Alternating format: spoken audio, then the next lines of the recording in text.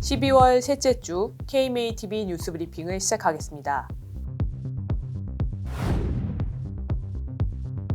대한의사협회가 14만 회원의 성원에 힘입어 새 회관 신축 공사를 완료하고 12일부터 신축회관에서 회무를 시작했습니다.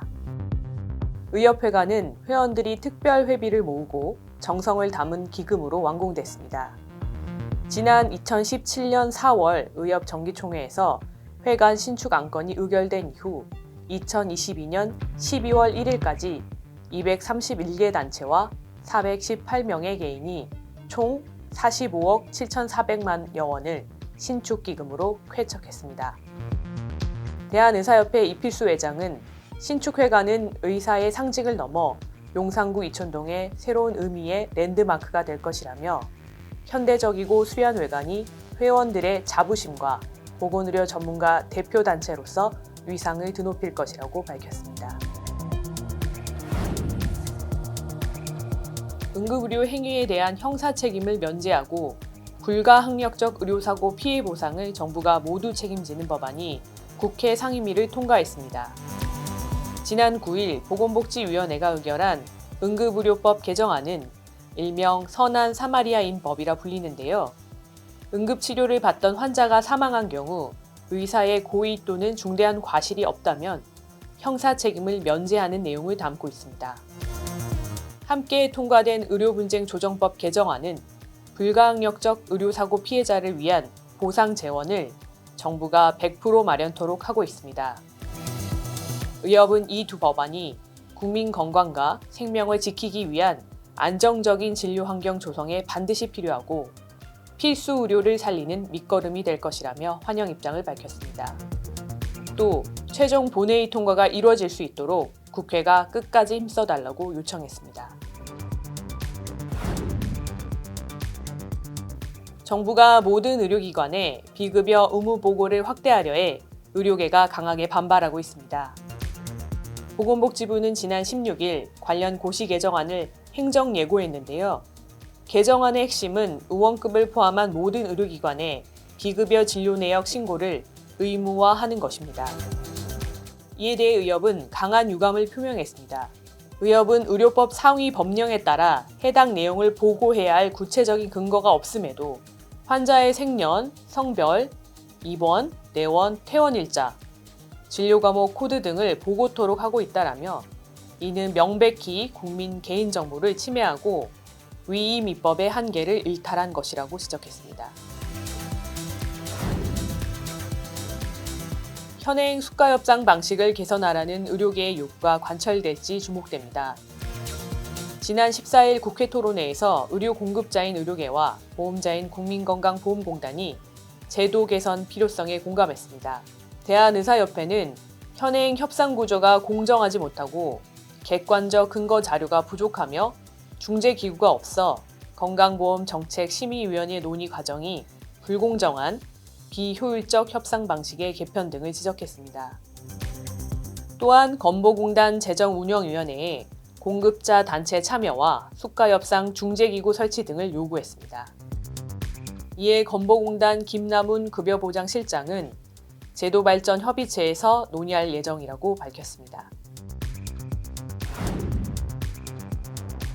윤석열 대통령이 지난 정권에서 추진했던 건강보험 보장성 강화 정책 폐기를 선언했습니다. 윤 대통령은 최근 건강보험 개혁은 선택이 아닌 필수라면서 중증질환처럼 고비용이 들어가지만 필수적인 의료는 확실히 보장될 수 있도록 하는 것이 건강보험 제도의 요체라며 지속 가능성을 제고하고 중증질환 치료와 필수 의료를 강화하겠다라고 말했습니다.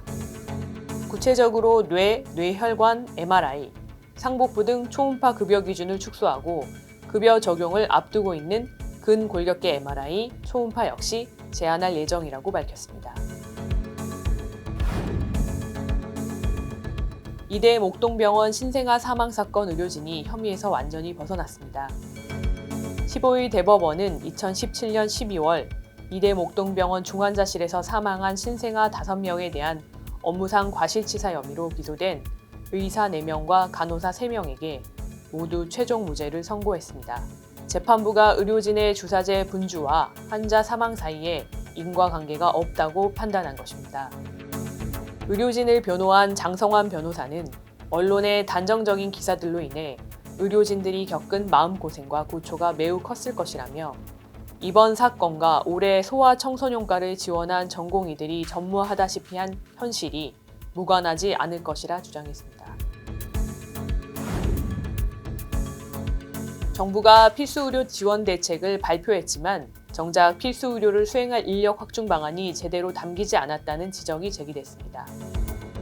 보건복지부는 중증, 응급, 분만, 소아 환자를 중심으로 지역 내에서 필수의료를 충분히 제공하고 공공정책 수가를 통해 적절하게 보상하도록 해 충분한 전문 인력을 확보하겠다는 계획을 내세웠습니다. 그러나 이를 위한 구체적인 재원 확보 방안은 없었습니다. 이에 의협은 정책 추진에 필요한 재원을 건강보험의 국고나 기금 등으로 확대해야 한다고 지적했습니다.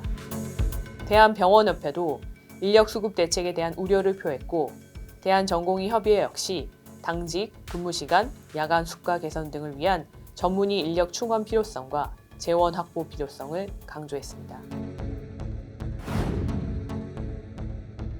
비의료인에게 문신 시술을 허용하는 문신사법이 또 발의돼 의료계의 우려를 사고 있습니다. 국민의힘 강기훈 의원은 지난 8일 관련 법안을 발의했는데요. 강 의원은 문신업 및 반영구 화장업을 법에 따라 관리하고 이용자의 보건위생을 보다 두텁게 보호하고자 하는 것이라고 밝혔습니다. 이와 관련 의협은 지속적으로 우려를 표하며 비의료인의 의료 행위로 인한 부작용에 대해 경고해 왔습니다. 의료인과 같은 수준의 안전성과 의료 조치를 완벽하게 수행할 수 없기 때문에 보건위생상 위험성이 있다는 것입니다. 아울러 의협은 과거 헌법재판소가 비의료인 문신 시술을 처벌하는 현행법이 합헌이라고 결정한 사실을 되새겼습니다. 기초의학과 융합의학을 연구하는 의사과학자 양성 방안 논의를 위해 의료계와 국회가 머리를 맞댔습니다. 대한의사협회와 더불어민주당 신현영 의원 주최로 열린 국회 토론회에서 신찬수 한국의과대학 의학전문대학원 협의회 이사장은 연구 중심 의대 사업, 개인 지원 사업, 의대 과기 특성화대 컨소시엄 사업 시행을 제안했습니다. 특히 예과 2년 제도를 의사과학자 양성의 가장 큰 걸림돌로 꼽으며 의대생들이 보다 일찍 의학 연구에 접할 수 있도록 연구학기와 다학제적 융합교육 커리큘럼을 도입하는데 예과 본과의 분절이 큰 지장을 준다고 지적했습니다. 대한의사협회 의료정책연구소 우봉식 소장은 국내 기초의학 전공자는 꾸준히 감소하고 있으며 그 원인의 71.2%가 경제적 이유라면서 국가와 대학의 지원 강화를 촉구했습니다. 대한의사협회가 국립의대 신설 반대 입장을 다시 한번 확인했습니다. 지난해 더불어민주당 김회재 의원이 순천에 국립의대를 설치하는 법안을 대표 발의했는데요. 의협은 최근 국회에 전달한 의견서를 통해 지난 2020년 의료계와 정부, 더불어민주당은 논의를 중단하고 코로나19 안정화 이후 의정협의체에서 논의키로 합의했다며 법안 발의를 통한 특정 지역 의대 설립은 이러한 합의를 일방적으로 위배하는 것이라고 재차 강조했습니다. 이것으로 뉴스 브리핑을 마치겠습니다. 감사합니다.